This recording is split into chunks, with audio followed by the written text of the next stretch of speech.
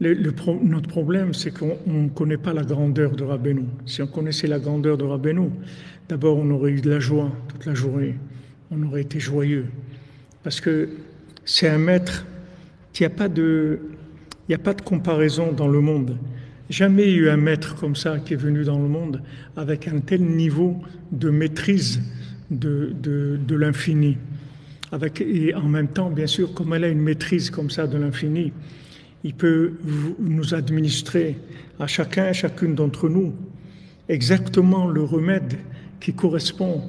Pas maintenant, parce que même maintenant, supposons que quelqu'un il vous connaisse dans cette vie, qui est déjà énorme, que la plupart des gens, pour ne pas dire tous les gens que vous allez voir, ils connaissent rien de votre vie, rien du tout. De celle-là maintenant je parle. Ne parlons pas des autres, mais déjà de celle-là ils savent rien, presque rien. Mais disons que vous avez quelqu'un qui vous connaît bien depuis que vous êtes né, il vous connaît. Qu'est-ce qu'il va connaître de toute façon? Il connaît toutes vos pensées depuis que vous êtes né. Il ne connaît pas.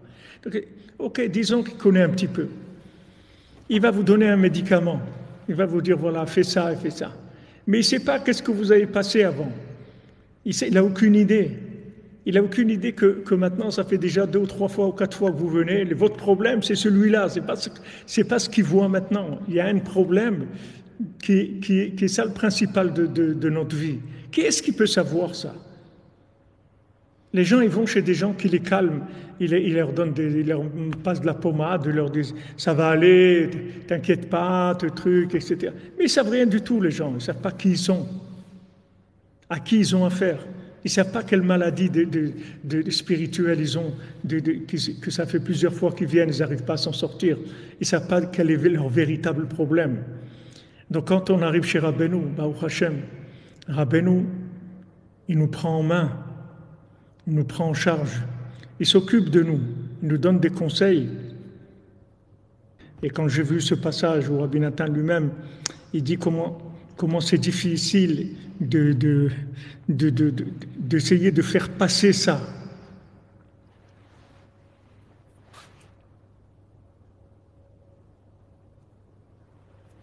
Bien sûr qu'on ne connaît pas le vrai problème de notre vie. On ne sait rien du tout. Déjà, de cette vie-là, on ne se rappelle pas les 3/4 de ce qu'on a vécu. Mais des vies antérieures, où on était, où on est né, où on a vécu, avec qui on était marié, qu'est-ce qu'on a fait dans notre vie, quel métier, si on a été dans un monde comme ça, si on a tué des gens, on ne sait rien du tout de notre vie antérieure et de la vie d'avant. Si on était dans l'armée de Napoléon, si on était dans l'armée de Vercingétorix, on ne sait rien du tout. Si on était le bras droit de Paro, on sait rien du tout. Donc comment maintenant vous voulez que quelqu'un s'occupe de nous alors qu'il ne connaît pas notre histoire? C'est impossible, c'est impossible. La seule chose qu'il va essayer, c'est de nous faire de mettre de la pommade pour qu'on souffre pas trop, c'est tout.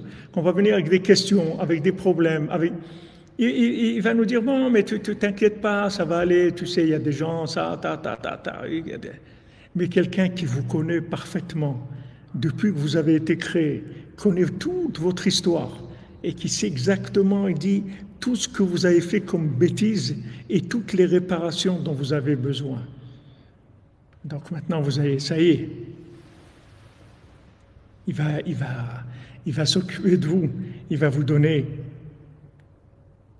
exactement ce dont vous avez besoin, les médicaments dont vous avez besoin. Il va s'occuper de vous, vous orienter dans des endroits, des rencontres, des situations, des choses. C'est pour ça qu'il faut mettre sa tête de côté, parce que même si vous comprenez quelque chose, les éléments que vous avez de l'intelligence artificielle, c'est que de maintenant, c'est tout. C'est tout, le maximum que vous pouvez avoir, c'est des données de cette vie-là.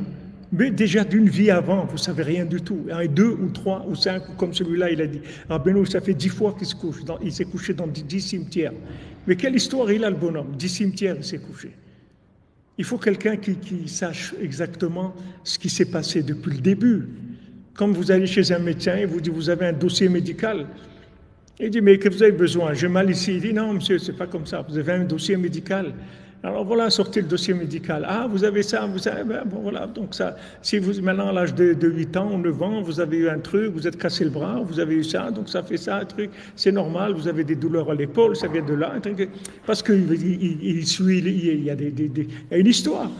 Et ça, c'est une petite histoire de quelque chose de matériel, mais spirituellement, à savoir qu'est-ce qu'on a fait, à savoir qui on était. Peut-être on était des tzadikim qui étaient contre Rabbeinu et ils ont dû revenir, ou des tzadikim qui étaient dans l'équipe de Korach, des gens qui étaient avec Korach et qui ont fait des bêtises, ou des Meraglim, ou des gens, on ne sait pas, des gens qui ont poussé les gens à retourner en Égypte. On ne sait rien de notre passé. Donc comment vous voulez qu'on puisse trouver une réparation d'une maladie qu'on ne connaît pas? Qu'est-ce que je voulais que je développe? Qu'il y a des juifs qui n'ont pas une âme juive? Ça n'a pas d'importance. Ça n'a pas d'importance. Ça n'a pas d'importance quelqu'un ait une âme juive ou il n'a pas une âme juive. Tout dépend de ce que vous cherchez. Vous pouvez recevoir une âme juive.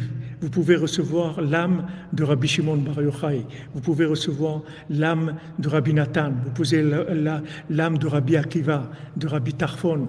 Vous pouvez recevoir des âmes de tous les tzadikim. Ça dépend de votre niveau de recherche, de votre vouloir, de vos prières, de vos larmes, de votre soumission, de votre détermination, du don de vous-même.